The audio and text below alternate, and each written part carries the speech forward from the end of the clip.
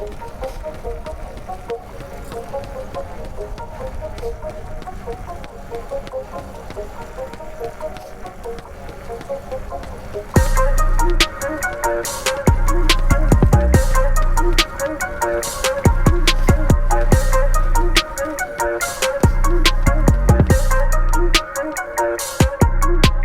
was about 3 weeks out from race day and came down with a stress reaction in one of the bones in my foot and had to miss race day, and about a couple months after that as well, just rehabbing and getting back to a point that I could run hard. Yeah, immediately my thought process was just like, what can I do to get myself to a point where my body can run a marathon in less than 2 months from when I got the imaging done? And it just wasn't a realistic expectation, but I think that's the mindset that so many athletes have, right? It's like, oh, I'll be the anomaly, right? Like instead of the 8 to 12 weeks they're quoting me, I'll do it in 4 to 6. I'll cut it in half.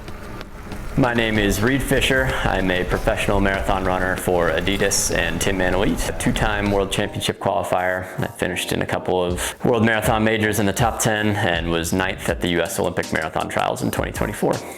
So I'll be competing at the 2025 World Athletics Championships in the marathon in Tokyo. We are, as of filming this, I guess about 3 weeks out, exactly 3 weeks out from race day in Japan. So yeah, it's a huge honor. This will be technically the third world team that I've qualified for. I qualified for the half marathon world championships in 2021, but USATF didn't send the team because of COVID. Then I qualified for the World Athletics road running championships in the half marathon in 2023, but went into that with a strained calf, and so wasn't able to compete quite at the level that I'd hoped to. Caught it probably 5 days before the race. I was doing one of my last workouts and just tweaked it pretty good out of nowhere. So now to be at the full-blown World Athletics World Championships alongside all the track events in the race distance, this now feels like it's my primary distance in the marathon. I'm super excited, and I'm very, very grateful and optimistic that I feel healthy and ready to compete. I think, again, at this point, we're 3 weeks out, so we're about into the taper. Again, knocking on ample wood, the body feels really whole, and at this point, usually if you're through all the hard yards of training, you're probably gonna get there healthy. So yeah, just really, really excited to be out there, and we've got a great team on the men's and women's side in the marathon. I'll be running alongside CJ Albertson and Clayton Young, so two very, very accomplished marathoners in their own right, and I think all of us are just kind of licking our chops, looking at the conditions in Tokyo and the opportunity that it presents. It's gonna be, I think, a pretty good bloodbath and a war of attrition. The temps at race start are probably gonna be close to 80 degrees Fahrenheit, and the dew point's probably gonna be 70 plus, so it's gonna be hot and sweaty. And historically, I can't speak quite for the other guys, but my own track record, I've never finished outside of the top 10 in a marathon that's been above 70 degrees at the start. So I think I handle hot and adverse conditions quite well, and we've been preparing specifically for that. So yeah, it's just a really, really cool experience. I think one of the things I told myself when I started my career was that if I ever had the chance to run in a Team USA jersey, I wouldn't say no to it. And fortunately now this will be my third opportunity to toe the line in a Team USA jersey, and it never gets old, for sure. It always feels special, and it feels like kind of one of those legacy moments. Like when I look back at my career 30 plus years from now, I might not remember exactly what race my marathon PR was from, but I will definitely remember getting to go race in Tokyo on the other side of the world, in the biggest city in the world, at a world championship race.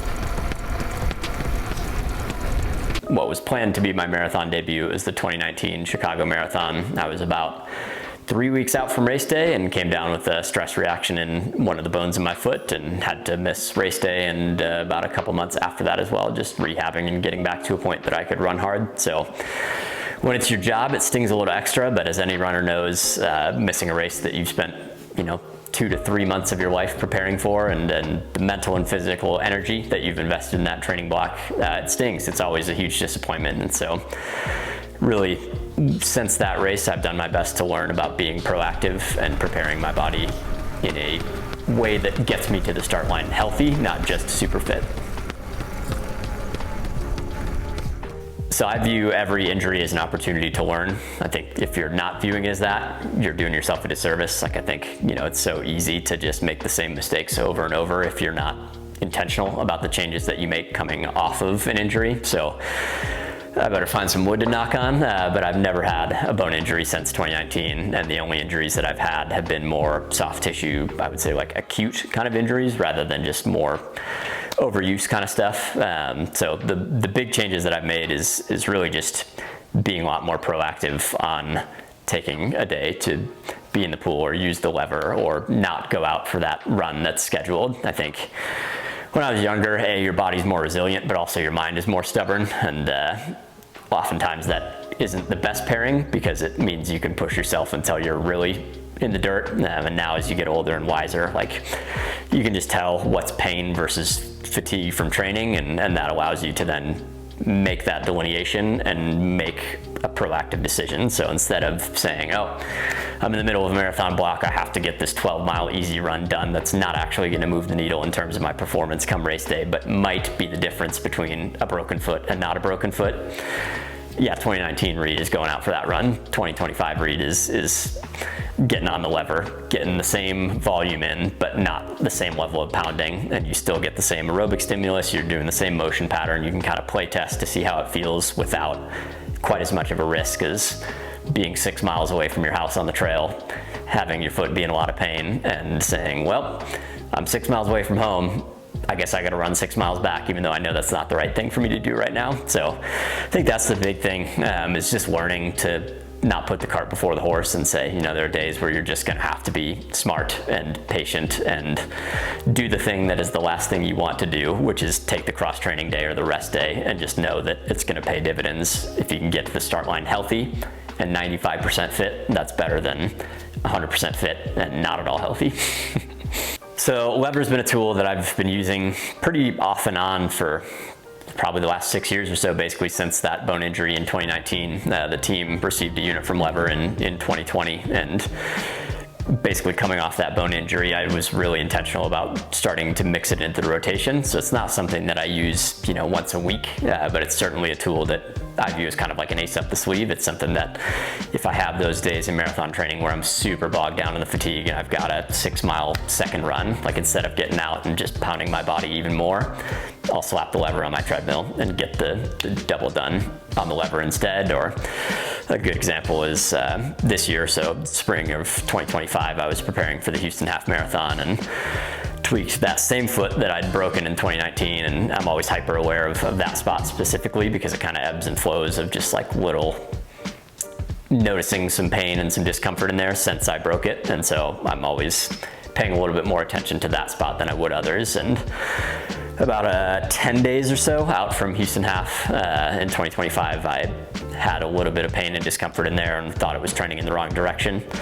And so instead of being 2019 Reed and continuing to just train as if everything was normal, I immediately took 1 day in the pool, 2 days on the lever, didn't do any outdoor running for about 4 days, and the majority of that exercise was done on the lever to kind of test it. I incrementally added more and more of my own body weight back on as I was feeling better and better. And about 5 days out from Houston, I did my first run back at full body weight on land. Felt good, did my tune-up workout 3 days before, got on the plane about an hour and a half after the tune-up workout, went to Houston and ran a 45-second personal best, and it was the 15th fastest half marathon by an American of all time. So I would say that's how it fits into my training. It's really like that peace of mind that comes with lever of just being able to say, hey, I can still run. I'm still gonna scratch the itch of doing the thing that I love to do. It's just gonna look a little different, and it's gonna set me up for success, both in the short term and in the long term in terms of keeping me healthy.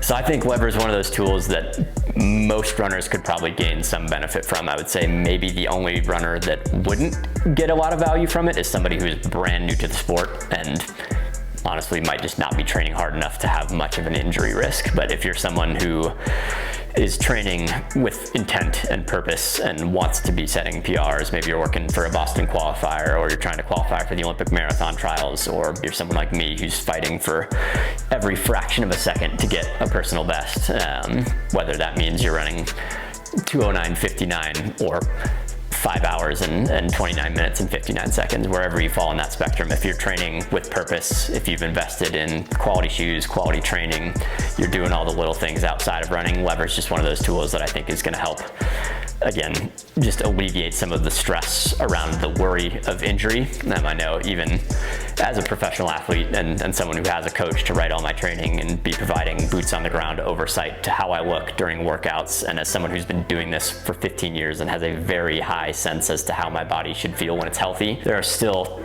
at least 5 to 6 times a year where I'm just like, I don't know if I'm hurt or if this is gonna go away in a day or two. And when you have moments like that, again, you can just take the guesswork out of it and get on the lever and spend 1 to 3 days bringing it to the local gym, putting it on your treadmill, having people look at you funny and asking what it is, explain what it is. They're gonna say, wow, that's really cool. I never knew that was a thing. And you're gonna be the cool guy at the gym, and you're gonna be the healthy guy at the gym. So yeah, I think lever is a tool that if you are a runner who trains with intention and with purpose and with goals in mind, it really is, to me, a no-brainer. It's easy to bring with you if you're traveling, whether that's planes, trains, or automobiles. It's a pretty small form factor. It's easy to set up. You can customize the amount of body weight you want to take off. So if you're using it as more of a preventative tool and you only want to take off 5 to 10 pounds just to feel a little bit lighter when you're doing some of the high mileage weeks, great. If you're taking off 40 to 50 pounds because you're returning from injury and that's what you've been cleared to do,